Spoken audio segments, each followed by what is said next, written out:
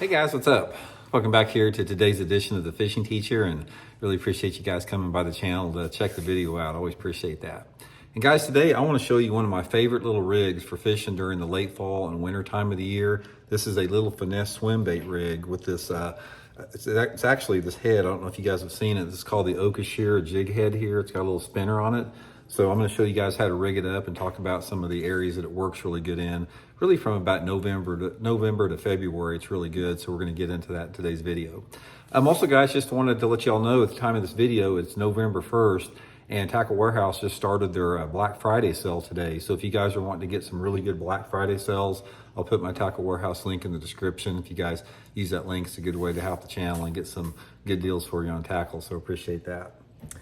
Okay guys, this is the Megabass okashira jig head, screw head they call it. Now the okashira head, normal okashira head does not have the spinner, but the screw head's got this little spinner on it like this, which is really a nice added attractant. And I'm gonna show you guys how I like to rig it up and talk a little bit about the conditions that it really works good in. Now you wanna rig this thing on a 2.5 to 3 inch swim bait. This is the Megabass Spark Shad 3 inch. And also guys, I'll link both of these things in my Tackle Warehouse link if you guys wanna pick one up and give it a try.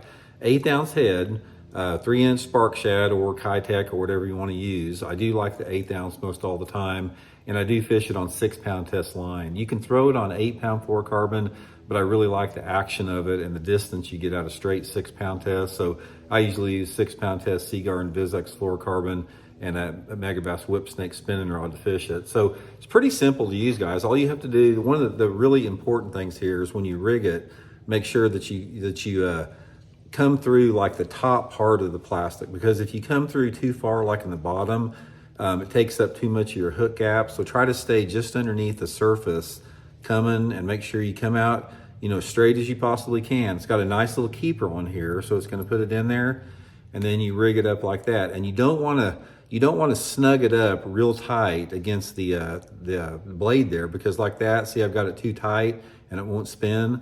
So just back it off just a little bit to where the blade will spin freely like that. And a lot of times on the Spark Shad, I'll take those eyes off of there, you know, because I mean, I don't think it matters, but there's 4 set of eyes. But that's the setup there that you can use with about any 2 inch swim bait. Now, one of the things I like to do is sometimes I'll bite it off right below the head, or take I usually use a pair of scissors to cut it off, but I'll show you the way it looks. It makes it a little bit more compact. And you don't have the eyes on it. So that's one of the ways I like to fish it there. Okay, now once you got the setup there, let's talk a little bit about, you know, what you want to look for and how you want to fish it. The okashira screw head works a little bit better if the water has a little tiny bit of color to it. It'll work in clear water, but ideally I like to fish it in that water visibility of about, say, 2.5 to 5 foot clarity. That's really the perfect zone for it. Although I have caught it in like 15, 18 inches of visibility, especially with the spinner on there. But ideally 2.5 to 5 foot is gonna be really good. And you fish at the same type of place that you would normally fish a swim bait, except I like to throw this thing and crawl it along the bottom a little bit. You know, regular swim baits, a lot of times you're throwing it, you know, for suspended fish, but there's something about the okashira head there with the spinner on it, the screw head, that I like to let it go to the bottom, and I like to just reel it fast enough to keep it just off the bottom. Got that little spinner going around there, it added a tractor in that deeper water.